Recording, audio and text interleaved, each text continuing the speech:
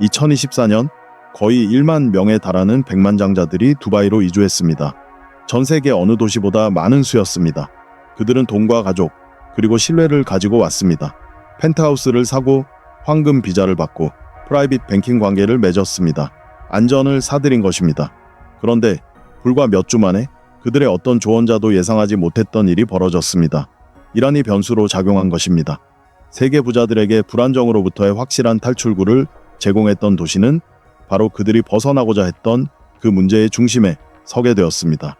이 이야기는 하나의 지정학적 오판이 21 세기 가장 성공적인 부의 환상을 조용히 무너뜨리는 과정을 보여줍니다. 지금 무슨 일이 벌어지고 있는지 이해하려면 두바이가 실제로 무엇을 건설했는지 알아야 합니다. 두바이는 석유 자원이 풍부하지 않습니다. 강도 없고 천연 항구도 없고 농업 기반도 없습니다. 두바이에 있었던 것은 비전과 그 비전을 거의 냉혹할 정도로 실행하는 능력이었습니다. 40여 년에 걸쳐 두바이는 이전에는 존재하지 않았던 무언가를 만들어냈습니다. 도시의 모든 경제적 생산물이 바로 느낌이었습니다. 안전함, 중립성, 그리고 영속성이라는 느낌이었습니다. 두바이의 금융중심지인 DIFC, 두바이 국제금융센터에는 골드만삭스, 시티은행, HSBC, 스탠다드 차타드 은행 등이 자리 잡았습니다. 이곳에서 운용되는 자산은 1조 2천억 달러에 달했습니다. 단 한 해에만 630억 달러의 개인 자산이 UAE로 유입되었습니다. 영국에서만 2025년에 16,500명의 백만장자가 해외로 떠날 것으로 예상됩니다. 이들 대부분은 스위스나 싱가포르로 가지 않았습니다. 두바이로 향했습니다. 두바이는 완벽한 위치를 점했기 때문입니다. 세계적인 불안정으로부터 이익을 얻을 만큼 충분히 가까우면서도 동시에 불안정의 영향을 받지 않을 만큼 충분히 멀리 떨어져 있었습니다. 하지만 여기서 간과되는 부분이 있습니다. 두바이는 단순히 부유한 개인들만을 끌어들인 것이 아닙니다. 금융 생태계 전체를 끌어들였습니다. 로펌들은 중동 본부를 두바이로 이전했고 회계법인, 경영 컨설팅 회사, 사모펀드 회사들도 모두 자본을 따라 두바이로 왔습니다. 그것이 바로 자본의 역할입니다. 자본은 중력을 만들어내고 그 중력은 모든 것을 끌어당깁니다. 2020년대 초 두바이는 단순히 부자들이 돈을 보관하는 곳이 아니었습니다. 두바이는 글로벌 자산관리 인프라가 물리적으로 이전한 곳이었습니다. 자문가, 은행가, 변호사, 컴플라이언스 담당자 등 대규모 사모 자본을 이동시키고 보호하고 증식시키는 모든 시스템이 그곳에 있었습니다. 그것이 바로 상품이었습니다. 언제나 그랬듯이 상품은 부동산도 세금 혜택도 날씨도 아니었습니다. 상품은 두바이가 결국 다른 모든 금융 중심지를 무너뜨리는 규정에서 예외라는 믿음이었습니다. 그리고 그 믿음은 수십 년 동안 유지되었습니다. 이란이 더 이상 유지될 수 없게 만들기 전까지는 말입니다. 대부분의 사람들이 두바이의 지리적 위치에 대해 제대로 이해하지 못하는 부분이 있습니다. 아랍에미리트와 이란을 가르는 좁은 해협인 호르무즈 해협은 가장 좁은 곳이 33km에 달합니다. 이는 런던 한쪽 끝에서 다른 쪽 끝까지의 거리와 거의 같습니다. 전 세계 석유의 20%가 매일 이 해협을 통과합니다. 두바이의 모든 물류 제국, 즉 항만, 항공, 무역 통로는 이 해협이 열려 있고 평온한 상태를 유지하는 데 달려 있습니다. 수십 년 동안 이러한 체제가 유지될 수 있었던 것은 모든 당사자들이 그 위험성을 잘 알고 있었기 때문입니다. 이라는 경제적 숨통이 트일 필요가 있었고 걸프 국가들은 안정이 필요했으며 세계는 석유가 필요했습니다. 두바이는 이 모든 상황의 한가운데서 프리미엄을 챙겼습니다. 그리고 두바이는 놀라울 정도로 중립을 잘 유지했습니다. 아랍 세계가 이스라엘을 보이콧했을 때 두바이는 조용히 무역을 계속했습니다. 서방의 제재로 이란이 압박을 받았을 때 두바이는 상품과 자본이 여전히 이동하는 통로가 되었습니다. 2022년 이후 러시아가 세계 금융시장에서 고립되었을 때 러시아 재벌들은 두바이 부동산을 잃지 않았습니다. 오히려 더 매입했습니다. 두바이의 중립은 단순한 외교적 입장이 아니었습니다. 그것은 사업 모델이었습니다. 세계가 더욱 분열될수록 두바이가 어느 편도 들지 않는 것은 더욱 가치 있는 전략이 되었습니다.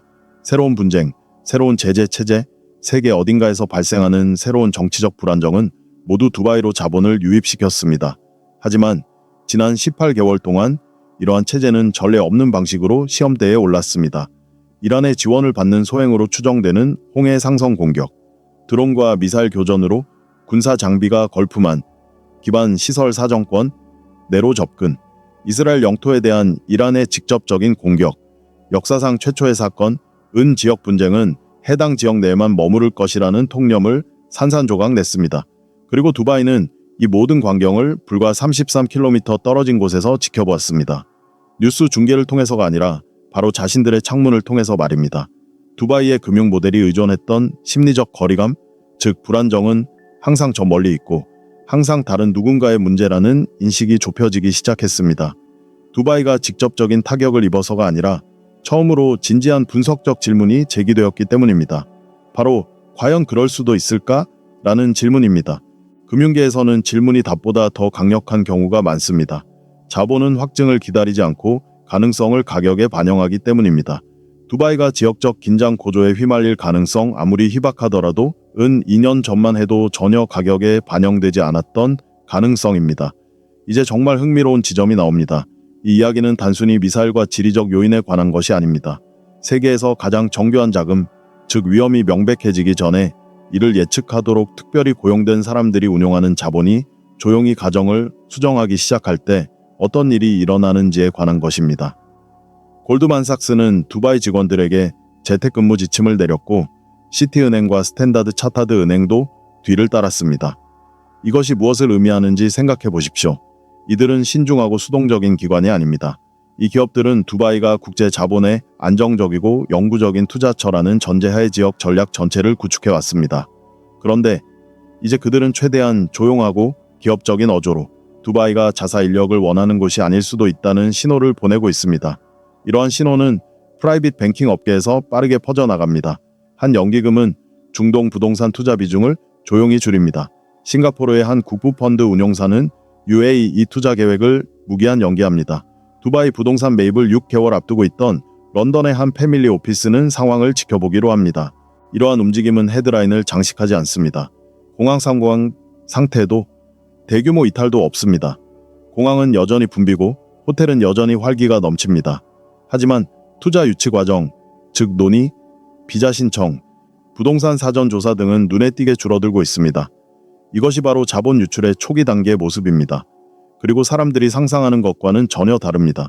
극적인 순간도 자본 유출을 촉발하는 단 하나의 사건도 없습니다. 하지만 실제로는 점진적이고 체계적이며 거의 관료적인 방식으로 위험에 대한 인식이 재조정되고 있습니다. 조용히 결정이 내려지고 약속은 미뤄지고 기한은 연장됩니다. 이러한 변화 하나하나는 개별적으로는 눈에 띄지 않지만 모두 합쳐지면 되돌리기 매우 어려운 무언가의 시작이 됩니다. 동시에 두바이 부동산 시장은 애초에 감당하도록 설계되지 않았던 공급 충격을 흡수하고 있습니다. 현재 두바이에서는 21만 채의 신규 주택이 건설 중입니다. 이는 지난 3년간 평균 공급량의 2배에 달하는 수치입니다. UBS가 이미 세계에서 거품 위험이 가장 높은 5대 도시 중 하나로 꼽았던 시장, 그리고 피치가 정상적인 상황에서도 15%의 조정을 예측했던 시장에 이러한 물량이 쏟아지고 있는 것입니다. 이미 구조적으로 취약한 시장에 지정학적 불확실성까지 더해지면 선분양 물량을 지켜보는 개발업자들이 왜 편히 잠을 이루지 못하는지 이해할 수 있을 것입니다. 크레인은 구매자들이 망설이는지 알지 못하고 콘크리트는 지정학적 위험을 신경 쓰지 않습니다. 21만 채의 주택은 어쨌든 건설될 것이며 이 주택들은 10년 만에 처음으로 진정으로 불확실한 수요 측면에 진입하게 될 것입니다.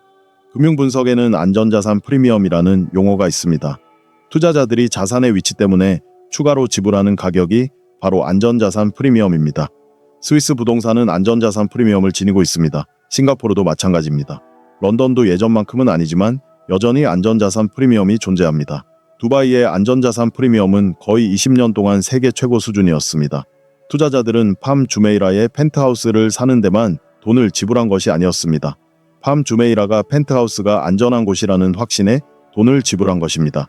안전자산 프리미엄은 놀라울 정도로 빠르게 붕괴될 수 있습니다. 어떤 사건이 발생해서가 아니라 충분한 수의 사람들이 독립적인 결정을 내리면서 동시에 그 프리미엄이 더 이상 정당화될 수 없다고 판단했기 때문입니다. 그 프리미엄을 뒷받침했던 믿음이 변한 것입니다. 그리고 일단 그런 변화가 시작되면 최대의 낙관론에 기반하여 가격이 책정된 시장의 수학적 원리는 한 방향으로 매우 빠르게 움직입니다. 그렇다면 금융안전지대가 더 이상 안전하지 않게 느껴질 때 실제로 누가 피해를 입을까요? 가장 오체비탄 답은 부동산 개발업자들입니다. 그리고 맞습니다. 그들은 심각한 피해를 입습니다. 선분양 물량이 줄어들고 착공도 하기 전에 목표를 달성하지 못하는 프로젝트들이 생겨납니다. 개발업자들은 체감은 되지만 아직 수치화할 수는 없는 시장 분위기의 변화를 지켜봅니다. 하지만 더 근본적인 피해는 황거래 은행 시스템에 있습니다. 두바이의 패밀리 오피스가 뉴욕, 런던, 취리히 등으로 효율적으로 자금을 이체할 수 있도록 해주는 보이지 않는 인프라인 황거래 은행 관계는 두 가지 요소에 기반합니다. 규제 당국의 안정성과 지정학적 예측 가능성. 지정학적 예측 가능성이 떨어지면 주요 글로벌 은행의 준법 감시 부서는 조용히 재평가를 시작합니다. 극적으로 또는 공개적으로는 아니지만 강화된 실사, 연장된 거래 처리 시간, 그리고 은행이 허용할 수 있는 거래 범위의 점진적인 축소라는 절차적 표현을 사용합니다. DIFC 두바이 국제금융센터. 내 금융 전문가들에게 이러한 변화는 첫 번째 진동입니다. 작고 관료적인 변화라 개별적으로는 쉽게 무시할 수 있습니다. 하지만 전체적으로 보면 이는 데이터에 완전히 반영되기까지 수개월 또는 수년이 걸릴 현상의 시작일 뿐입니다. 이제 세계적인 불안감을 100만 장차들의 직접적인 이주로 전환시킨 메커니즘인 골든 비자 프로그램을 생각해 보십시오. 상대적으로 적은 부동산 투자로 외국인은 세계적 수준의 인프라를 갖춘 소득세가 없는 관할 지역에서 합법적인 거주권을 얻을 수 있었습니다. 이 프로그램은 에미레이트 시민이 되고 싶어하는 사람들을 위해 설계된 것이 아니었습니다. 오히려 점점 더 불안정해지는 세상에서 돈을 위한 두 번째 고향, 즉 출구 옵션을 원하는 사람들을 위해 설계되었습니다.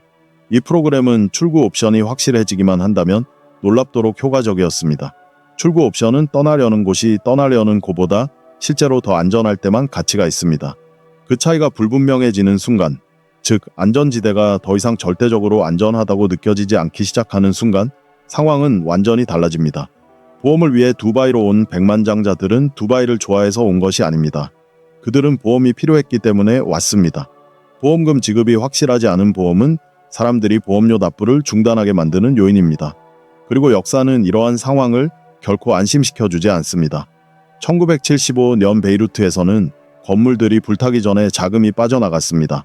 1990년 쿠웨이트에서는 탱크가 국경을 넘기 전에 자본이 이동했습니다. 1997년 이후 홍콩에서는 자산과 기업 구조가 싱가포르로 조용하고 체계적으로 이동하는 과정이 너무나 느리게 진행되어 눈치채지 못할 정도였습니다. 그러다 결국에는 더 이상 무시할 수 없게 되었습니다. 이 도시들이 불을 잃은 것은 단 한순간의 극적인 사건이 아니었습니다. 그것은 공황 상태에 빠지지 않고 그저 조용히 돈을 어디에 두는 것이 합리적인지에 대한 자신들의 생각을 새롭게 정립해 나가는 수많은 사람들의 작은 결정들이 쌓여서 일어난 결과였습니다. 이제 두바이는 그러한 결정들이 내려지고 있는 도시입니다. 이 순간이 실제로 드러내는 것은 두바이 그 이상의 의미를 지닙니다. 역사상 모든 금융안전지대는 동일한 근본적인 구조 위에 세워졌습니다. 건물도 아니고 규제도 아니고 세금 정책도 아닙니다. 바로 믿음입니다. 이 특정한 장소가 결국 다른 모든 곳을 불안정하게 만드는 힘으로부터 스스로를 보호할 방법을 찾았다는 믿음, 즉 이곳이 어떻게든 다르다는 믿음입니다. 두바이는 현대 역사상 거의 모든 도시보다 이 이야기를 더 잘 보여주었습니다. 그 실행력은 경이로웠고 개발 속도 또한 놀라웠습니다. 40년 만에 사막은 멀리서 보면 영구적인 금융 중심지와 구별할 수 없을 정도로 변모했습니다. 하지만 두바이 모델에 항상 내재되어 있던 구조적 취약성에 대해 이해할 만한 점이 있습니다. 불안정으로부터 세계의 금융 피난처가 된 도시는 본질적으로 불안정에 둘러싸여 있습니다. 불안정이 예외적인 현상이 아니라 반복적으로 나타나는 지역에 위치해 있기 때문입니다. 두바이는 격동의 바다 한가운데 고요한 섬으로 자리매김했습니다. 그리고 수십 년 동안 그 바다는 자본을 섬으로 끌어들일 만큼 충분히 격동적이었지만 섬에 도달할 만큼은 격동적이지 않았습니다. 도시는 일종의 지정학적 골디락스 존에 존재했습니다. 불안정으로부터 이익을 얻을 만큼 충분히 가깝고 불안정으로부터 격리될 만큼 충분히 멀리 떨어져 있었습니다. 지금 변하고 있는 것은 두바이의 인프라나 규제 또는 통치 방식이 아닙니다. 변하고 있는 것은 두바이와 그 주변의 불안정 사이의 거리에 대한 인식입니다. 결국 안전지대와 위험지대를 가르는 유일한 경계는 심리적 거리였습니다. 그리고 금융 모델 전체가 인식에 기반을 둔 도시에서 인식은 결코 유동적인 변수가 아닙니다. 바로 그 근간입니다. 향후 몇 달 동안 무엇을 주목해야 할까요? DIFC 거래량을 주시하십시오. 분기별 데이터에서 자본 유입이 아닌 유출이 나타나기 시작하면 그것이 바로 확정적인 신호입니다. 고급 부동산 거래 속도를 살펴보십시오. 12개월 시차를 두고 나타나는 가격 지수가 아니라 매물이 거래되기까지 얼마나 걸리는지를 살펴보십시오. 골드만삭스, 시티은행, 스탠다드 차타드 은행이 재택근무 지침에서 실제로 지역 사업 운영을 구조적으로 이전하는지 지켜보십시오. 골든비자 신청 현황을 주시하십시오. 승인 건수는 지연되므로 신청 건수 자체를 살펴보십시오. 그리고 싱가포르를 주목하십시오. 현재로서는 싱가포르가 두바이에서 자본이 지속적으로 유출될 경우 가장 큰 수혜를 입을 가능성이 높기 때문입니다. 40년 넘게 두바이를 건설해온 자본은 어딘가로 흘러가야 합니다. 그리고 그 자본은 현금으로 보유되지 않을 것입니다. 두바이는 아직 끝나지 않았습니다. 이 점을 분명히 말씀드리겠습니다. 기반 시설은 실재합니다. 물류상의 이점도 실재합니다. 시간대도 실재합니다. 두바이가 베이루트처럼 되지는 않을 것입니다. 하룻밤 사이에 텅 비게 되지도 않을 것입니다. 하지만 두바이 부동산의 가치를 본질적인 가치보다 40%, 50%, 심지어 60%나 높게 책정했던 안전자산으로서의 프리미엄, 즉 그 프리미엄이 재평가되고 있습니다. 그리고 일단 재평가가 시작되면 멈추기가 매우 어렵습니다. 금융안전자산이 무너지는 속도에 대해 짚고 넘어갈 점이 있습니다. 절대적인 의미에서 빠르게 무너진다는 것이 아니라 그 안전자산을 구축하는 데 걸린 시간에 비해 상대적으로 빠르게 무너진다는 것입니다. 두바이의 금융제국은 40년에 걸쳐 건설되었습니다. 하지만 그 제국을 지탱해온 믿음이 무너지는 데는 40년이 걸리지 않을 것입니다. 건물과 달리 금융에 대한 믿음은 물리적으로 허물어질 필요가 없기 때문입니다. 단지 새로운 믿음이 생겨나는 것을 멈추기만 하면 됩니다. 그들에게 필요한 것은 다음 세대의 구매자와 투자자, 그리고 이주해 오는 백만장자들이 개별적으로, 그리고 집단적으로 이곳에 대해 들었던 이야기가 더 이상 믿을 만한 이야기가 아니라는 것을 깨닫는 것뿐입니다. 오늘 밤에도 두바이에는 불빛이 환하게 켜져 있습니다. 스카이라인은 여전히 그대로입니다. 호텔은 만실이고 공항은 연간 8천만 명의 승객을 실어 나릅니다.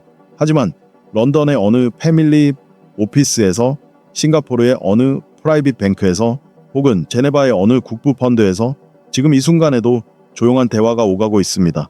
스프레드 시트가 업데이트되고 일정이 연장됩니다. 그리고 그 자금은 인내심 깊고 감정에 치우치지 않으며 언제나 언론 보도보다 몇 수 앞서 움직이는 그 자금은 이미 자신이 다음에 어디로 향할지를 결정하고 있습니다. 자본 유출이란 바로 그런 것입니다. 정작 그 일이 벌어지는 순간은 결코 눈에 띄지 않습니다. 오직 자금이 이미 빠져나간 뒤 그 자금이 도달한 곳만을 보게 될 뿐입니다.